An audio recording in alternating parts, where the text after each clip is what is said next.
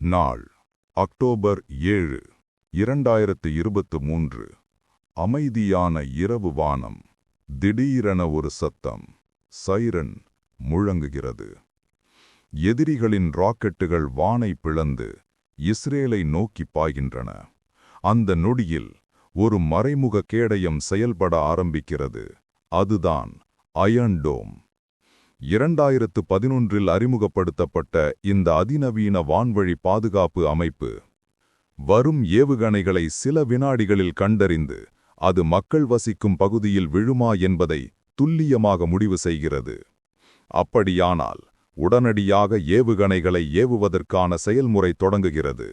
லான்ச்சர்கள் உயிர்ப்படுத்து interceptor ஏவுகணை வானில் சீறி பாய்கிறது. சில வினாடிகள் மட்டுமே நீடிக்கும் பதற்றம். பின்னர் ஒரு பயங்கர வெடிப்பு. எதிரியின் ராக்கெட் வானிலேயே சிதறி நொறுங்குகிறது. அயர்ன் டோம் அதன் செயல்பாட்டில் 90% வெற்றி விகிதத்தை கொண்டிருப்பதாக கூறப்படுகிறது. இதன் ஒரு பேட்டரி சுமார் 150 சதுர கிலோமீட்டர் பரப்பளவை பாதுகாக்கும் திறன் கொண்டது.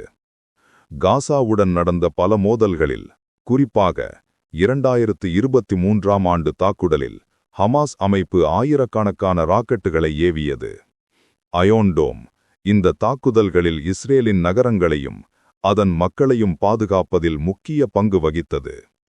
ஒரு ராக்கெட்டை இடைமறித்து அழிக்க சுமார் $10,000 செலவாகும். எனினும் ஆயிரக்கணக்கான பொதுமக்களின் உயிர்களை காப்பாற்றியதால் அயர்ன் டோம் இன்று இஸ்ரேலின் விலைமதிப்பற்ற பாதுகாப்பு கேடயமாக மாறியுள்ளது. அயர்ன் டோம் இது ஒரு சாதாரண பாதுகாப்பு அமைப்பல்ல. இது எதிரிகளுக்கு பயத்தின் நிழல். இது இஸ்ரேல் மக்களுக்கு வாழ்வின் நம்பிக்கை.